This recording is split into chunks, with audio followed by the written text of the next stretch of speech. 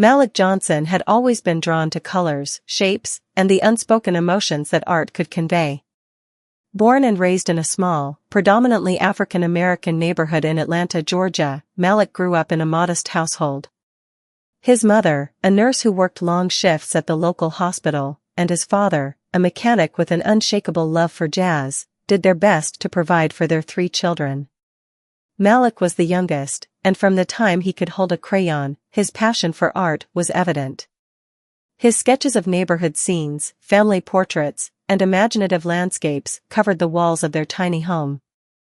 But life was not easy. Despite his talent, Malik faced numerous challenges. The schools in his district were underfunded, and art supplies were considered luxuries. Malik often used scraps of paper, cardboard, and even old newspapers to draw. His brushes were his fingers, and his palette was anything he could find in the kitchen: coffee grounds for brown, crushed chalk for white, and leftover food coloring for vibrant hues. Yet, he never complained. Art was his escape, his solace, and his way of dreaming beyond the confines of his circumstances. By the time he was a teenager, Malik's talent had grown exponentially. His art teacher, Mrs. Eleanor Briggs, recognized his potential and took him under her wing. She encouraged him to apply for local art contests, often paying the entry fees out of her own pocket. Malik's work began to gain attention in the community, and small exhibitions at local libraries and community centers showcased his pieces. However, breaking into the broader art world seemed like an impossible dream. The art industry, dominated by exclusivity and systemic biases, often overlooked talents like Malik's. Despite these challenges, Malik remained steadfast. He dreamed not only of being a renowned artist, but also of owning a gallery that would serve as a platform for other underrepresented artists. "One day, I'll have a space where everyone's voice can be heard," he often said to his close friends. His dream wasn't just about personal success, it was about changing the narrative for artists like him. The encounter. At 28, Malik felt it was time to take a leap of faith. Armed with a portfolio of his best work, he decided to visit one of the most prestigious galleries in Atlanta, Grayson Fine Arts. The gallery, owned by Theodore Grayson, was a hub for affluent collectors and established artists. It was the kind of place Malik had only seen in magazines or through the glass of its imposing facade. Wearing his only suit, which was a little too tight around the shoulders, Malik walked into the gallery one sunny afternoon. The space was grand and intimidating, with its high ceilings, minimalist decor, and art pieces that screamed wealth and exclusivity. Every step Malik took seemed to echo, drawing the curious eyes of the few patrons browsing the exhibits. He clutched his portfolio tightly, his palms sweaty, but his resolve firm. He approached the front desk, where a young woman with a sharp bob and a cold demeanor glanced at him over her designer glasses. "Can I help you?" she asked, her tone making it clear she doubted he belonged there. "Hi, my name is Malik Johnson," he began, trying to keep his voice steady. "I'm an artist, and I was hoping to speak with Mr. Grayson about possibly showcasing my work." The woman's eyebrows shot up, and she let out a barely concealed snicker. "Do you have an appointment?" "No, ma'am, but Then I'm afraid that won't be possible," she interrupted. "Mr. Grayson is very busy, and we don't accept unsolicited portfolios." Malik's heart sank, but he refused to give up. "Please, just a few minutes of his time. I promise you won't regret it." The woman sighed dramatically before picking up the phone. After a brief conversation, she hung up and said, "He'll see you, but only because he's between meetings. Don't waste his time." Relieved but nervous, Malik followed her through the gallery to a sleek office at the back. Theodore Grayson sat behind a massive desk, his silver hair perfectly styled and his tailored suit exuding wealth. He didn't bother to stand as Malik entered, instead gesturing for him to sit. "You have 5 minutes, Theodore said, his tone clipped. "Show me what you've got." Malik opened his portfolio, laying out pieces that he had spent years perfecting. There were portraits that captured raw emotion, landscapes that told stories, and abstract pieces that explored themes of identity and heritage.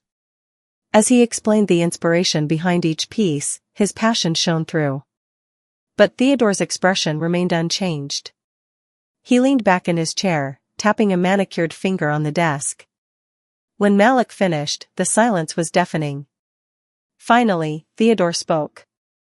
"Let me be honest with you, Mr. Johnson. Your work, it's amateur at best. There's no finesse, no sophistication. It's the kind of thing you'd see at a flea market, not in a gallery of this caliber." Malik's face flushed, but he tried to maintain his composure. "With all due respect, art is subjective." "Perhaps?" Theodore cut him off with a wave of his hand.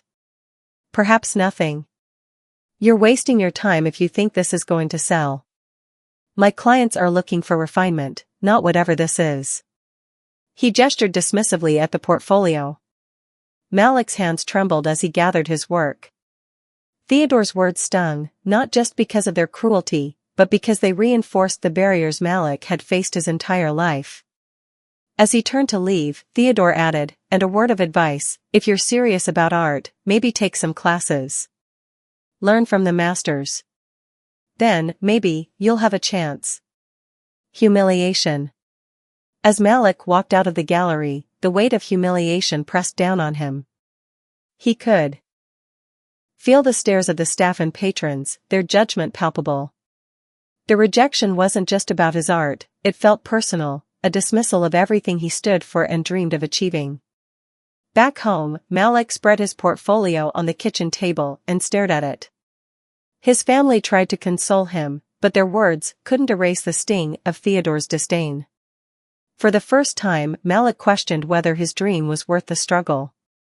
Was he fooling himself to think he could break into a world that seemed determined to keep him out? But as the days passed, Malik's despair turned into determination. He remembered why he started painting in the first place: to tell stories, to inspire, and to give voice to those who were often overlooked. He decided that one man's opinion, no matter how influential, would not define him. One day, he vowed, "I'll show them. They'll see the value in my art, and they'll regret ever doubting me."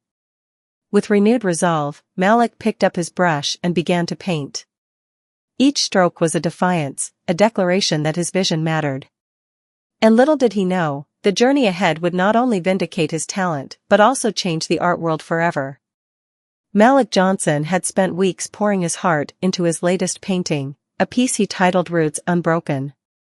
The canvas was immense, nearly as tall as he was, and every inch of it was alive with color, texture, and meaning. This was more than a painting to Malik, it was a declaration. The work captured the spirit of resilience, the strength of his ancestors, and the vibrant cultural tapestry that shaped his identity. Each brushstroke told a story, the roots that symbolized his heritage spread wide and deep, intertwining with bold, sweeping branches that represented hope, growth, and an unyielding determination to rise. In Roots Unbroken, Malik had experimented with techniques he'd never dared to try before. He incorporated layers of mixed media, pieces of fabric, fragments of old family photos, and even soil from his grandmother's backyard, to create a textured, multidimensional effect. The painting was a sensory journey, with warm, earthy tones balanced by bursts of vivid, electric colors. It was raw, authentic, and unapologetically personal. Despite his excitement, Malik hesitated to show the piece publicly. The sting of his recent humiliation at Grace and Fine Arts was still fresh. Yet, something about this work felt different. It was as though the painting itself whispered encouragement, urging him to share its message with the world. A chance encounter. Encouraged by his close friends and the unwavering support of his family, Malik decided to enter Roots Unbroken into a local community exhibition. The event, held at a modest cultural center in downtown Atlanta, was a far cry from the polished elegance of upscale galleries like Grace and Fine Arts. But it was a space filled with authenticity, passion, and diverse voices. Artists from all walks of life displayed their work, transforming the center into a vibrant mosaic of stories and emotions. The night of the exhibition was electric. Families, friends, and art enthusiasts filled the halls, their chatter blending with soft music in the background. Malik's heart pounded as he saw Roots Unbroken displayed prominently near the entrance. Despite its modest surroundings, the painting seemed to command attention, drawing people in with its striking presence. Among the attendees that evening was Evelyn Harris, a renowned art collector and curator. Evelyn was known for her uncanny ability to spot emerging talent. Over the years, she had helped launch the careers of several now famous artists, and her endorsement was considered a golden ticket into the art world. Evelyn hadn't planned to attend the exhibition. Her schedule was packed, and she typically focused on larger, more prestigious events. But a colleague had mentioned the vibrancy and soul of the local scene, and Evelyn, ever curious, decided to stop by on a whim. The moment Evelyn stepped into the exhibition, her eyes were drawn to Roots Unbroken. Something about the painting, its depth, its emotion, its undeniable soul, held her captive. She approached it slowly, taking in every detail. The textures, the interplay of light and shadow, the way the roots seemed almost alive, it was unlike anything she'd seen before. "Who is the artist?" Evelyn asked the nearest attendant, her voice tinged with urgency. "That would be Malik Johnson," the attendant replied, pointing to a young man standing nervously by the refreshment table. "He's right over there." Evelyn made her way to Malik, who nearly dropped his cup of punch when he realized who was approaching him. He recognized Evelyn Harris immediately, her reputation preceded her. For a moment, he struggled to find his voice, but Evelyn's warm smile put him at ease. "Mr. Johnson," she began, extending her hand, "I'm Evelyn Harris. Your work, Roots Unbroken, is extraordinary. I'd love to learn more about it and about you." Malik's nerves melted away as they began to talk. He shared the inspiration behind the piece, his creative process, and his journey as an artist. Evelyn listened intently, her admiration growing with every word. By the end of their conversation, she was certain Malik Johnson was a rare talent, and the world needed to see his work. Validation and opportunity. The following week, Evelyn reached out to Malik with a proposition. She wanted to feature Roots Unbroken in an upcoming exhibition at a prominent gallery she was curating. The theme of the show was resilience and cultural identity, and Malik's painting was a perfect fit. For Malik, this opportunity felt surreal. Just weeks ago, he had been dismissed and mocked by one of the most influential gallery owners in the city. Now, he was being invited to showcase his work on a stage that could catapult his career. With Evelyn's guidance, Malik prepared for the exhibition. She introduced him to art critics, collectors, and journalists, helping him navigate the intricate web of the art world. When the day of the exhibition arrived, Malik was overwhelmed by the response to his work. Roots Unbroken became the centerpiece of the show, drawing crowds and sparking conversations.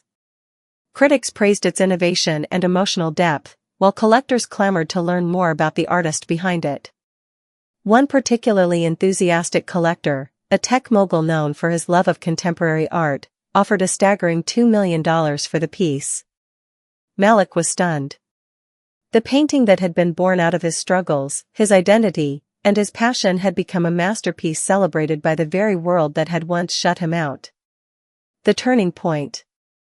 The sale of Roots Unbroken marked the beginning of a new chapter in Malik's life. The painting's success brought him widespread recognition, with art publications featuring his story and his work. But more importantly, it validated his belief in his own voice and vision.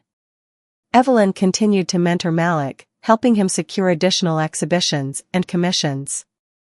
With each new project, Malik's confidence grew, and his artistic voice became even more distinct. Yet, he never forgot the lessons he had learned along the way. He remained deeply connected to his roots, using his platform to uplift other underrepresented artists and challenge the exclusivity of the art world. For Malik, Roots Unbroken was more than a painting. It was a symbol of resilience, a testament to the power of believing in oneself, and the start of a journey that would not only change his life but also leave an indelible mark on the art world. The success of Roots Unbroken was the spark that ignited Malik Johnson's meteoric rise in the art world. Within months of the painting's debut, Malik's name was on the lips of critics, collectors, and curators across the country. Articles in prestigious art magazines hailed him as a trailblazer who brought authenticity and emotion to the forefront of contemporary art. His unique style, a fusion of abstract textures and deeply personal narratives, captivated audiences far beyond his hometown of Atlanta. Galleries in New York, Los Angeles, and Chicago vied for the chance to display his work. One of his pieces, a striking mural titled Eclipsed Voices, was commissioned for the Smithsonian American Art Museum. It depicted the struggles and triumphs of African Americans throughout history, blending vivid imagery with haunting undertones. The piece became a cultural phenomenon, drawing thousands of visitors and solidifying Malik's place as a significant figure in modern art. Despite the whirlwind of recognition and the newfound wealth that came with it, Malik remained grounded. He continued to live modestly in the same neighborhood where he grew up, often stopping by the community center that had hosted his first exhibition. He never forgot the struggles he faced or the humiliation he endured when he was dismissed by Grace and Fine Arts. Those experiences fueled his resolve to use his platform not just for personal success, but to make a difference in the lives of other marginalized artists. Reflection on struggles.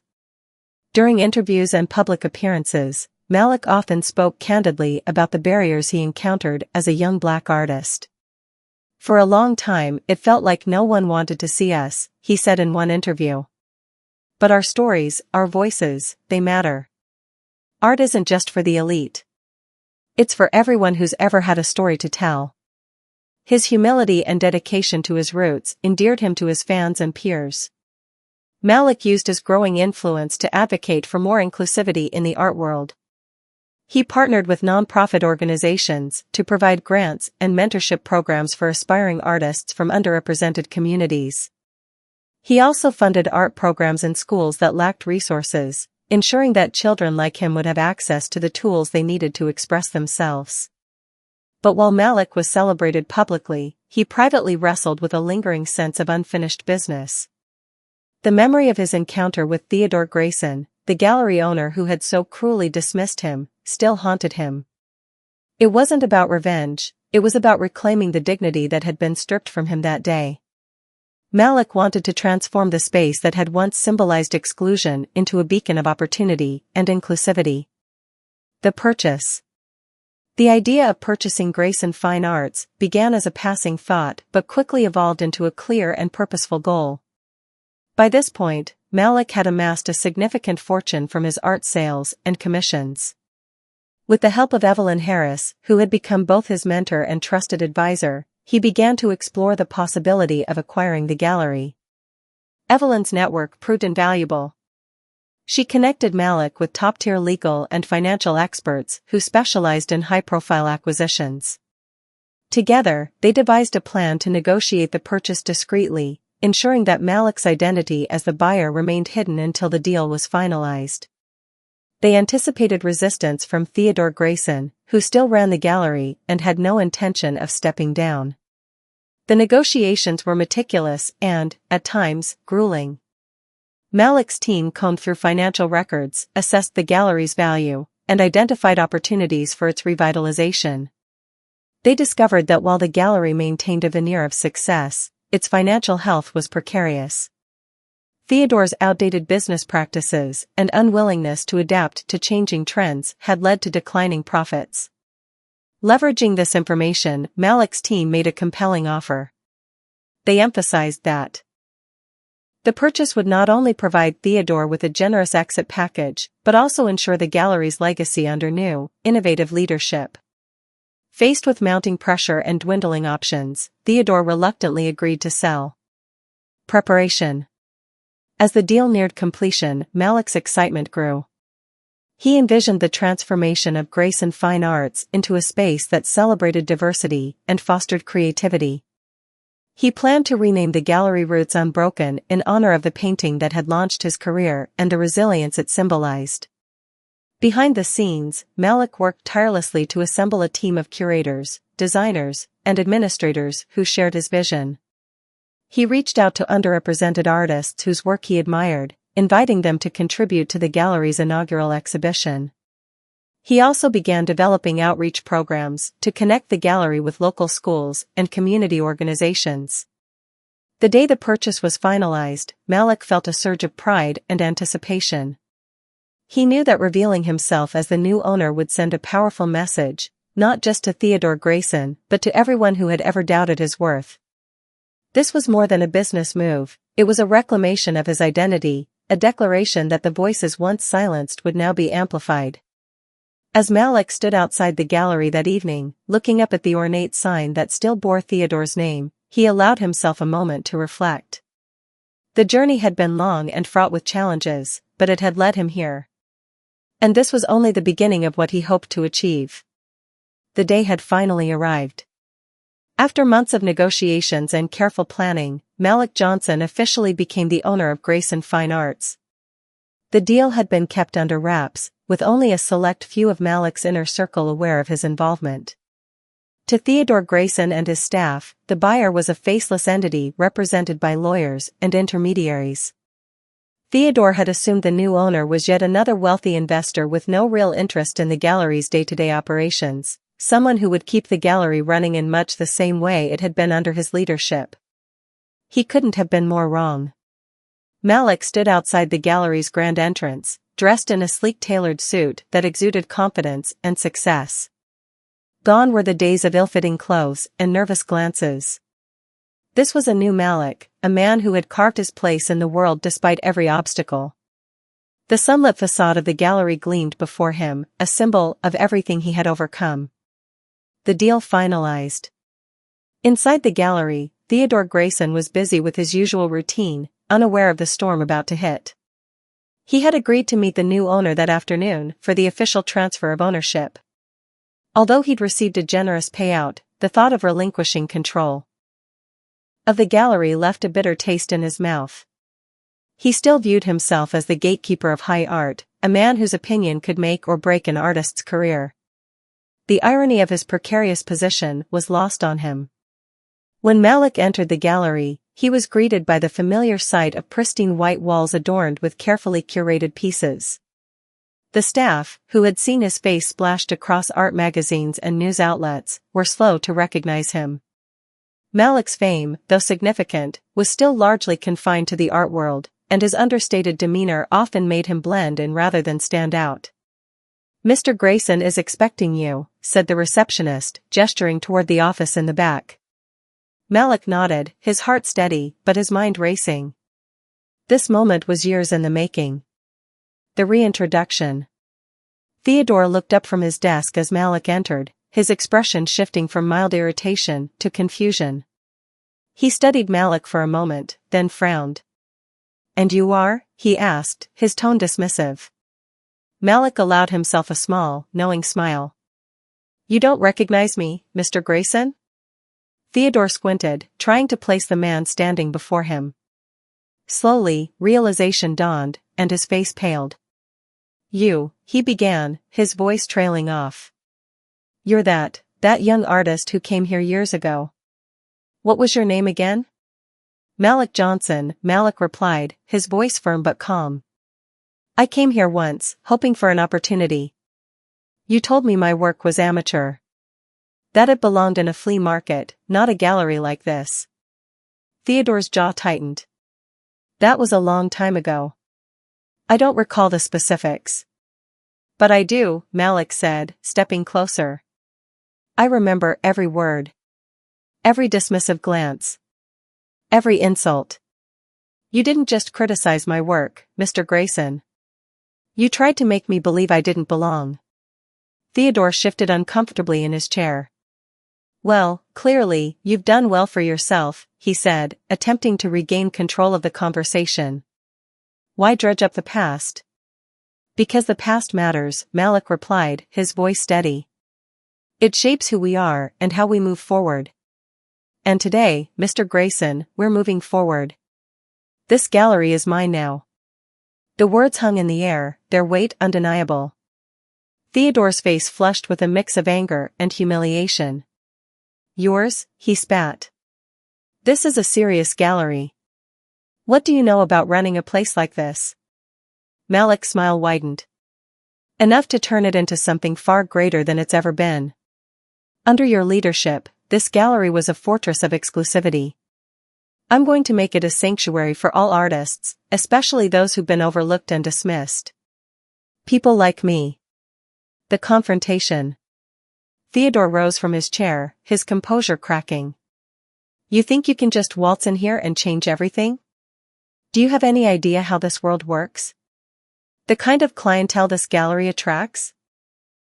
Oh, I'm well aware, Malik said, his tone sharper now. I've spent years navigating this world, learning its rules, and breaking the ones designed to keep people like me out. I've earned every bit of my success, Mr. Grayson. And unlike you, I'm not afraid to share it. Theodore's hands trembled as he tried to formulate a response, but Malik didn't give him the chance. Do you know what the most ironic part of this is? Malik asked, his voice calm but cutting. When I walked into this gallery all those years ago, I was searching for validation. I thought I needed your approval to succeed. But I didn't. And now, here we are. You dismissed me as unworthy, and today, I'm your replacement. The room was silent except for the sound of Theodore's labored breathing. Finally, he sank back into his chair, defeated. So, what happens now? He asked quietly. The transition. Malik crossed his arms, his gaze steady. You're free to leave. Your tenure here is over. I'll be rebranding the gallery, starting with the name.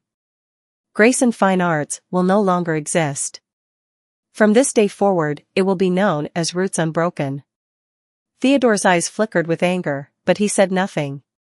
Malik continued, the gallery will be a place for artists from all backgrounds, not just the ones deemed acceptable by narrow, outdated standards.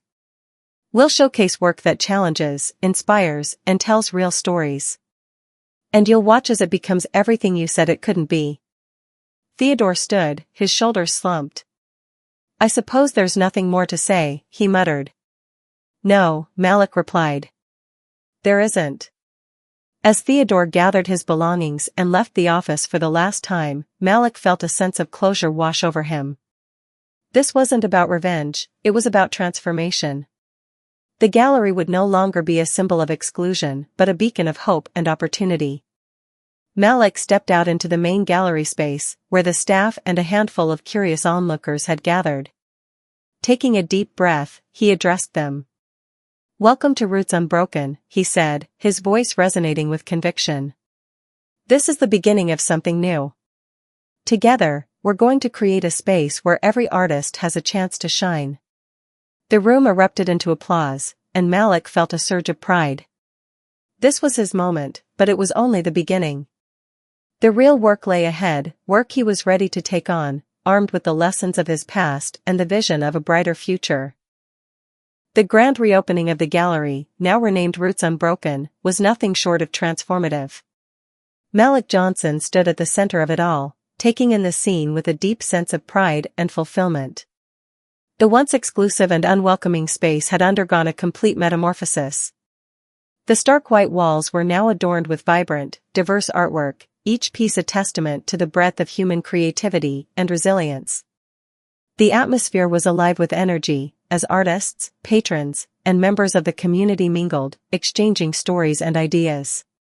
It was a celebration not just of art but of possibility and inclusivity. The new name, Roots Unbroken, held profound significance.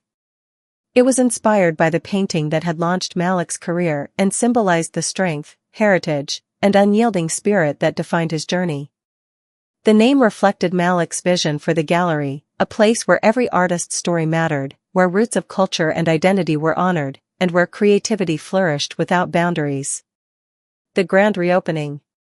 The event attracted attention far beyond Atlanta. Art enthusiasts, journalists, and collectors from across the country attended, eager to witness the debut of Malik's new chapter. The inaugural exhibition, titled Breaking the Silence, showcased works by emerging artists from underrepresented backgrounds. Each piece told a unique story, exploring themes of identity, struggle, and triumph. The exhibition was a resounding success, earning critical acclaim and drawing record-breaking crowds. Malik's speech during the reopening was the highlight of the evening. Standing before a packed audience, he shared his vision for the gallery and reflected on the journey that had brought him to this moment. "This space," he began, his voice steady but charged with emotion, "is more than a gallery. It's a sanctuary for voices that have too often been silenced. It's a celebration of resilience, diversity, and the power of art to bring us together. For too long, the art world has been a fortress of exclusivity, but tonight, we break down those walls. Welcome to Roots Unbroken." The applause was thunderous, and Malik's words resonated deeply with everyone in attendance. It was a defining moment, not just for him but for the entire art community. Empowering artists. With Roots Unbroken, Malik's mission extended far beyond curating exhibitions. He launched several initiatives aimed at empowering artists from marginalized communities. One of the flagship programs was the Emerging Voices Fellowship, which provided grants, mentorship, and gallery space to young artists who lacked access to traditional avenues of support. Malik also established partnerships with schools and community organizations, creating workshops and art education programs for children in underserved neighborhoods. These programs focused not only on technical skills but also on helping young artists find their unique voices. Malik often visited these workshops, sharing his story and encouraging the next generation of creators to dream big. Another groundbreaking initiative was the Open Doors Residency, which offered studio space, resources, and networking opportunities to artists from diverse backgrounds. The residency program attracted talent from across the globe, fostering a community of creators who supported and inspired one another. Malik's efforts didn't stop there. He used his growing influence to advocate for systemic change in the art world.